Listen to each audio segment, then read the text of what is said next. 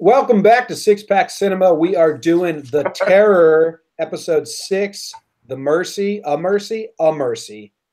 We got parties, we got fires, we got a lot of deaths for the first time. It was a lot of deaths in one episode. Let's talk about The Terror. Yay! The terror is a hard word for me. I have to double down my brain capacity because I had speech impediment when I was younger on ours. I was one of those railroad kids. You were a Bostonian? Kinda, yeah. So, terror. I think I said it properly. Yeah, you did good. All right, what's up, guys? We're back. Little mini episodes. We actually are somewhat timely. Came out yesterday. We're recording today. Yeah, I feel like this is like a new record for us. Yeah. Hopefully we got, like 4 more episodes. Hopefully we can stay on pace.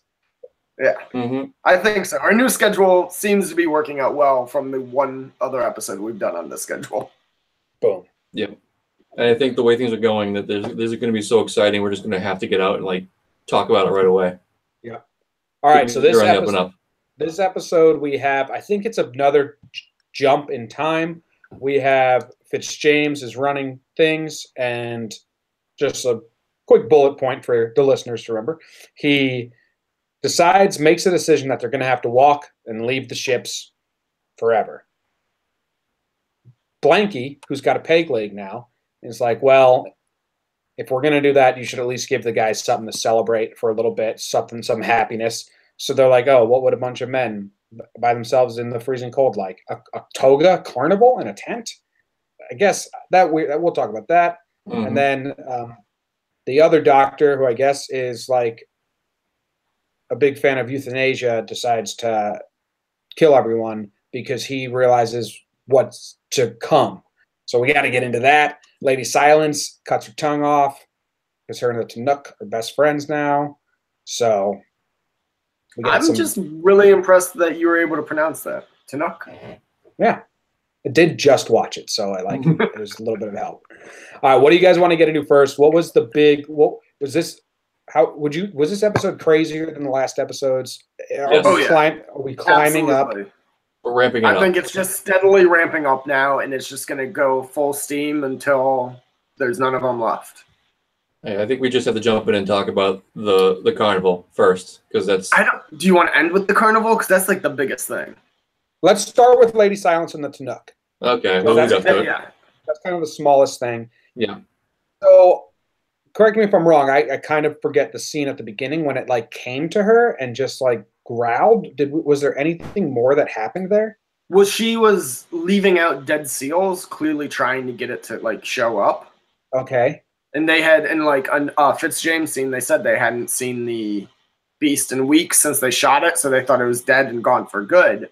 So she was trying to lure it back, and then when she was speaking in Inuit, she's an Inuit, right? Yeah, sure.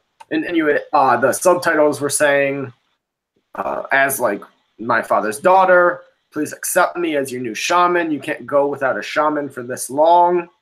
And then she started cutting off her tongue. Okay, so she is like in charge of this thing now. Maybe. We don't know. Maybe. We don't know if it accepted her because it stared at her all fucking weird with its quasi-human face. And she went stammering over to the party with the white guys, the sailors. She didn't look in a good way. She didn't look like she. Maybe not. Maybe she didn't get accepted. But it is her goal, and her father clearly had acceptance, I would guess. I think it's acceptance is survival. They could have been reining it in too. Like, could have been keeping it from attacking tribes of Inuits. And she sees what it's doing, like free reign. So she's trying to get control of it to rein it back in. Imagine if like the tongue cutting off has absolutely nothing to do with it, but the first Inuit dude like was just a psycho and just cut his tongue off anyway, and then the bear didn't kill him, and they were like, "Oh, that must be it. That must be it." So I kind of feel like if it's a mythical bear beast spirit, it probably involves mutilating yourself a little bit. Can I just ask you said that she was killing these seals and bringing it and like trying to lure them back? Yeah. Is that a fact? Do you know that through the book? Just a little bit from the book that they kind of just left it vague there, but she like there was if you look in the background, there's tons of seal bodies all around where she was sitting. Yeah, but see, what my take was that I thought those are the old seals because remember he kept like dropping off seals at her front steps. Oh, but it showed her stabbing one. Yeah, but it looked like an old one, and she was really struggling through to eating it too. So I wasn't sure if that was an older seal. Yeah, and no, she was like kind of like waiting for him to come back to save her because how was she fishing for seal, or how is she hunting for seal if there's no water nearby? Or there's no, I don't know. It showed her like pulling it like the drag of blood, like the fucking all the blood was leading from a hole in the ice. Okay. Up to her, so I figured she pulled it out. No, you're right. So Okay. Yeah, sorry. So she's a badass. Fun fact about the book: we don't see her like cut her tongue out. It's already removed by the time you meet her. Yeah, because you said that in episode 1 that she cut her tongue out, and I was like, "What?" And then she didn't. You just you were a little overzealous with your book knowledge. Well, I'm sorry. In chapter 1, and they're like, "Well, she has no tongue," so I was like, "Oh, that's got to be coming soon." Nope. It's all right. So I don't know. The creature, the Tanook definitely took a back seat to the whole episode. This episode was about human brain like carnage, like they were their own enemy, kind of. Which I like. Exactly. It shows just how fucked they would be without this beast out there hunting them. Yeah. So the carnival, I mean, so they decide to ditch the ships, and Fitzjames basically says Crozier was right all along. Mm-hmm. Yes. I think he literally says that. Yeah, he literally is like, he was right and we were too deaf to listen. Yeah. So,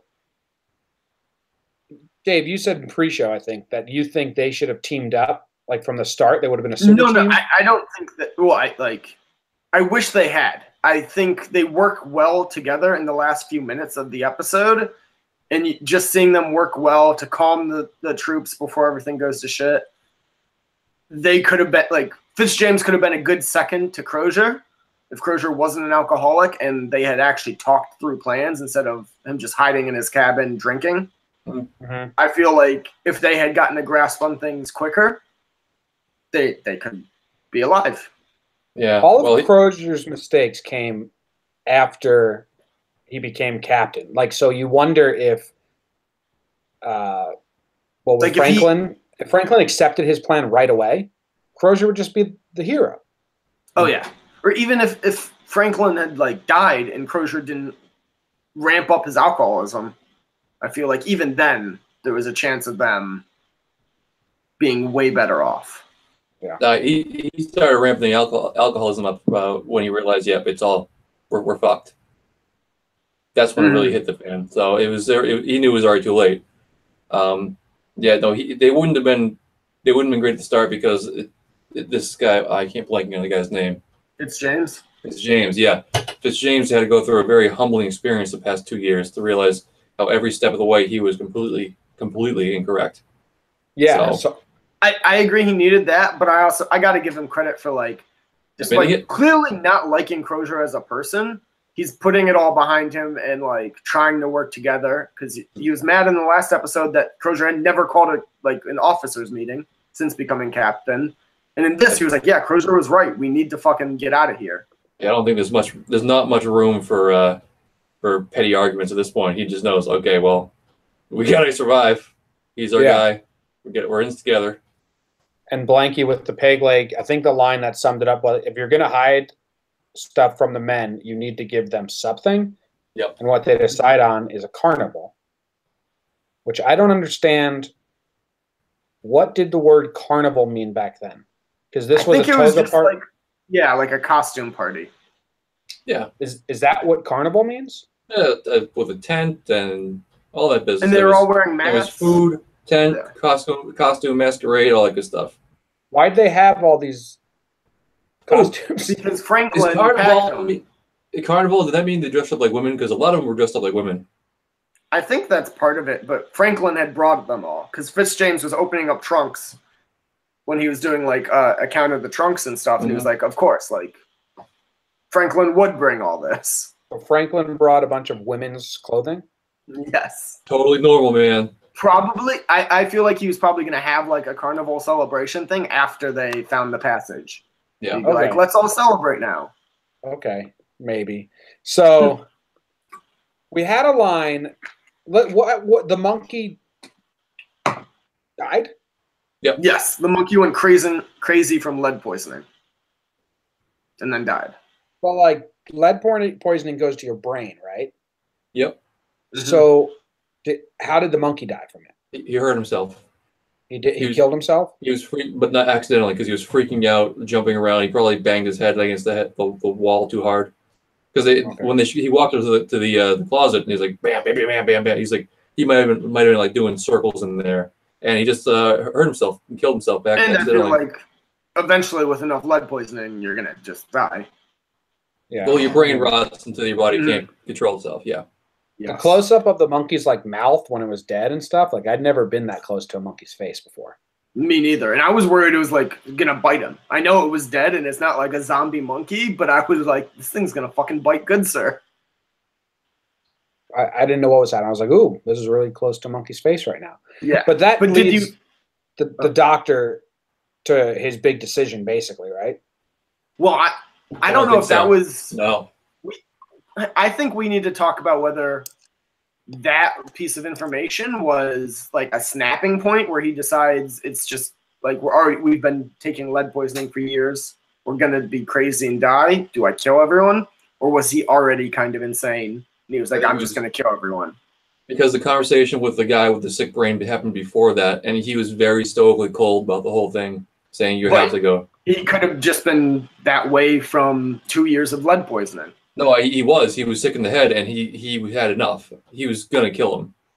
That's why he said, okay, this lead poisoning, this is making sense, guys. But we're gonna hold off from telling anybody this until much later, because he knew he had his plan in place. He was gonna do it. I don't know if he had that plan in place. I think he was clearly going crazy. I don't know if he had the plan in place until he found out about it, and he was like, well, fuck, we've been poisoned for the last 2 years. I am not the model of being correct most of the times, but I would stake my reputation on this one being a premeditated one before the lead development. I would say that the name of the episode of Mercy lends like a whole lot of credence to the fact that the doctor was of sane mind, trying to kill everyone after he realized he was they had been poisoned for 2 years. Yes, I think he definitely did it because he knew they were gonna go crazy. Like it's not like he was just like, hey, we're trapped and we're all healthy, so I'm gonna kill you all. That doesn't make sense. It's because he knows what's to come. I think he probably. I think he was sane. He might have already figured out the whole lead poisoning thing. Yeah, he might have already figured it out. He is a physician, so. Speaking of that, did you see there was 2 problems with the food? Did you guys catch that? What was the other one? Officers meeting, they were talking about how they had gotten such a good deal on it because they were all sealed improperly, which is why food was spoiling. So then, like, the food that isn't spoiled is just contaminated with lead. But there is also food being spoiled quickly because it wasn't sealed right. Well, no, that's because it was sealed with lead shittily. No, but like that's why Good Sir hasn't told he didn't tell the officers yet. They don't know about the lead. They just know it was sealed shittily. But I think that's one and the same. Yes, it was sealed. I think they're both come from the same point of like they shouldn't have sealed it that way, but the officers don't realize there's lead in the food yet. Yeah. Speaking of Good Sir, now he's the last remaining doctor. I don't know if that's going to come into play. And also there was like a little snipe where someone called him Dr. Good Sir, and the doctor was like Mr. Good Sir. He's not a doctor. He's been doing that the whole season. Yeah, but why? Because he's not a doctor. Yeah, he's like a doctor in training or something. He's a surgeon? Yes. I think he's like, from context clues, I think they're hinting that he was not a mortician, but like a cadaver guy. Like he examined dead bodies. Mortician, is that what it is? Yeah. Coroner. Shout out Bob's Burgers for teaching me that. I think it was a coroner is a real word. All right, so it's also. Yeah. I think he specializes with dead people. That's all. Mm-hmm. All right, that makes sense. He is their last remaining someone of medical practice at any sky now. Yes, because of Hickey. Because Hickey saved him, right? Well, let's go through the whole Hickey plot this episode. All right, you walk us through it. Well, yeah. So it starts out, and he's talking to his boyfriend, wife, whatever they are now. Partner. Yeah, he gave him a ring last episode and called him his wife. So I'm using his terms. Partner. He was talking to him, trying to get some inside info on what the officers were doing. The guy didn't really have anything, but he was like, "Oh, but they are counting like empty suitcases and luggage and stuff for some reason." And Hickey puts it together that they're gonna have to walk out. And he just starts, he's like whispering it to other people, fucking ruining the morale, which I don't agree with. He's a shithead. Yeah, he's a shithead. Mm-hmm. Then we see him fuck with the disabled guy's brain. Yeah. Which, that was real sad. I don't know, man. I don't know. When he dies later? I see a brain open, I kind of get the urge to poke it. Oh no, I don't think so. I think that was part of like the lead poisoning with him. He's getting a little too familiar with like open bodies. I don't know, man. That guy's not going anywhere. He's not surviving this trip. I'm going to take a poke, see if it. They didn't know that at the time, and I got to say that guy dying was the death that hit me the hardest this episode. And then, all right, so then we get to the carnival at the end. And you see him just walking around telling more people about shit. They're like, no, we're going to have to walk out. We're going to have to walk out. And then he goes out to take a piss, which is when the other doctor who wants to kill everyone starts tying up the tent and lighting the fire. So he's on the outside. And we get a moment of actual like good from him where he's trying to tell them to back up so he can stab through. And he just hears them screaming. So he panics and just stabs through. And he kills the backup doctor. Yeah, that's unfortunate. He did help get people out, though, right? Yeah, he had to do it. Yeah, he absolutely had to do it. And he was yelling at them, back up, so I don't hurt you. Like they could hear him. Scream it, yeah. Yeah, but I mean, Hickey's not inherently a bad person. He means well. He's just a shithead about it. So the fact that he tried to save everyone is totally, like, yeah, that's on par with him. He doesn't want everyone to die. Yeah, no, I agree with that. Because he wouldn't want to be the only one left.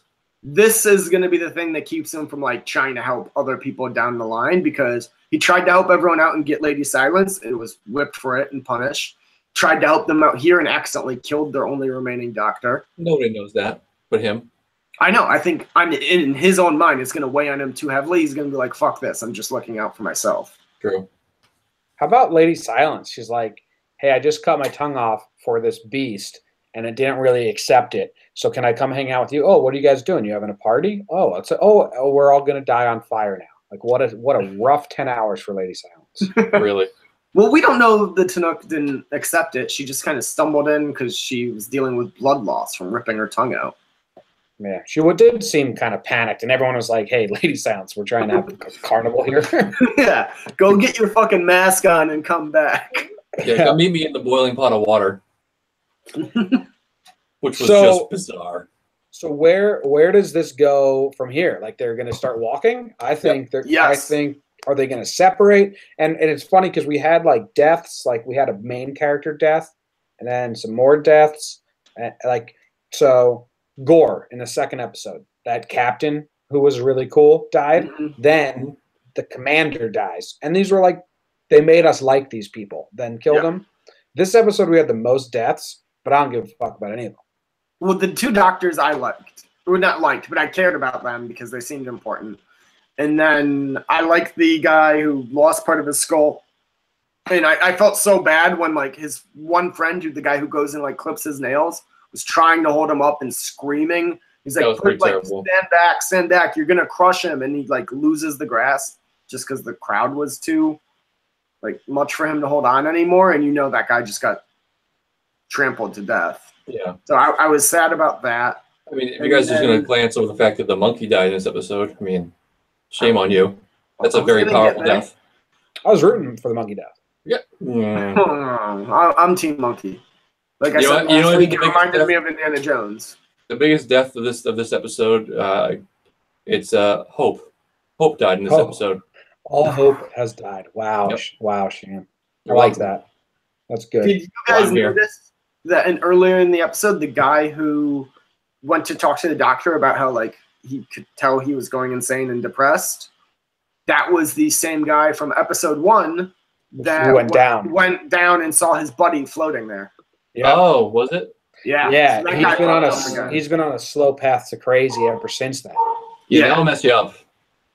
You know what Makes I sense. did? Lead poisoning. I really like the ending shot of this episode. And it still was, they've done this a lot along the way. Like they're trapped in this terrible situation with bleakness, nothing but white around and them. But they've shown the sunset a couple episodes, and every time, every character just stops and stands and watches it because it's like the only color they get 2 times a day, and it's still beautiful. And I think they ended that episode like everyone's dead, Hope's dead. They have like their best laid plans are shit, and their plans they have to go through are terrible. But they still stop and look at this beautiful sunset. Cool. Yeah, that's great. It's a great little moment. I think it, like you said, it's beautiful, but it was also how quickly this time it was over.